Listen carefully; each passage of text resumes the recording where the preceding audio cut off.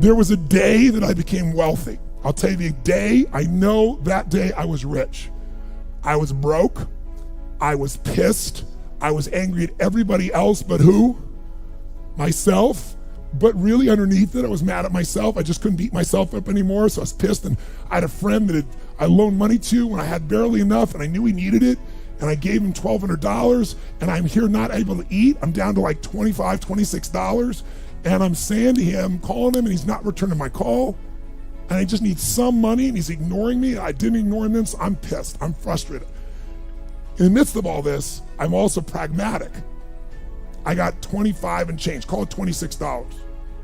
What the hell am I gonna do? I don't have any plans for economics. I got overhead that's crazy. I'm living in this little tiny apartment, 400 square feet in Venice, California. So I thought, okay, when I was totally broke early on, when I was 17, I used to save my money up and go to the smorgasbord and load up for Christmas, load up for the week. So I said, I was in Venice. I'm gonna go over to Marina del Rey, where all the yachts are, and there's a place there called El Torito. And I'm gonna go, they have an all-you-can-eat smorgasbord. I'm gonna load up for the winter. I'm gonna get there. So I didn't drive there because I wasn't gonna spend the gas to get there, plus I needed to walk, so I walked there.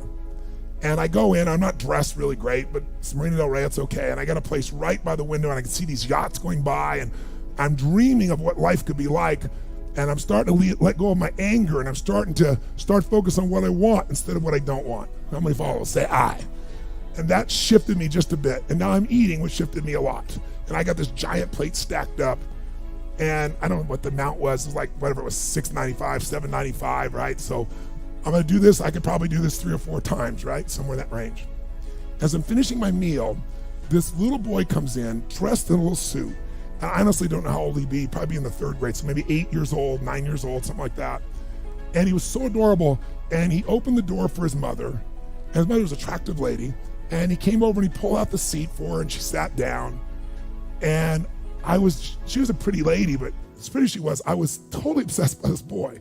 He had presence at 7 or 8 years old. And it moved me. I don't know why, it moved me. And I thought, this kid is like pure. I want him to always be this way. He's such a good kid, he's a giver. So I got up and I paid for the meal, and whatever it was, $6, $7. So now I've got whatever left, $17, $18, $19. And I walk up to this little boy, and I said, excuse me. And I said, I just want to acknowledge you for being such an extraordinary gentleman. I said, I saw the way you treated your lady, how you opened the door, how you pulled the chair out. I said, that's class. I said, my name's Tony, what's yours? I don't honestly remember his name, Charlie or something. And he looked up at me and I said, Charlie? I said, that's amazing, taking your date out for a lunch like this. He goes, well, actually, she's my mom. And I said, that's even more cool. And he said, oh, but I'm not taking her lunch because I think he said he was 8. I said, oh, yes, you are. I had no plan for this. I just reached in my pocket. I took all the money I had left, $17, $18, $19, and I put it on the table. I said, you're taking her to lunch. He looked up at me and he goes, I can't take that. I said, sure you can. He said, why? Because I'm bigger than you are. And he smiled real big, and I didn't even look at his mom. I just turned and walked away. And I didn't walk out of that door. I flew home. I should have been freaking out. How the fuck am I gonna eat? But I didn't. I flew because something inside of me had finally got past scarcity. I finally realized there's something inside of us more than our limits, especially around this thing called money that I had let terrorize me.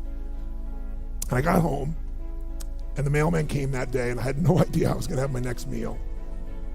And a letter comes, and it's from the guy I loaned the money to. A handwritten note saying, I've been avoiding you, it's wrong, I'm so sorry, you were there when I needed you.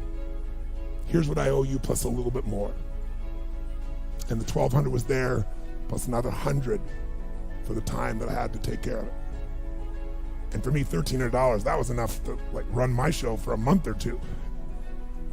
And I cried. And then I decided, what does this mean? And I thought, this means that whenever you give, it's always going to come back, so you don't have to ever think about that again. Just give, and the rewards will be greater than you can ever imagine. I don't know if that's coincidence, but I decided to believe that day was a blessing when I became rich. And I can tell you honestly, I've had tough days in my life, economically, emotionally, like all of us, but I've never gone back to that scarcity. I never will. The secret to living is giving. Do it when you don't have it, and I promise you, scarcity will leave your life.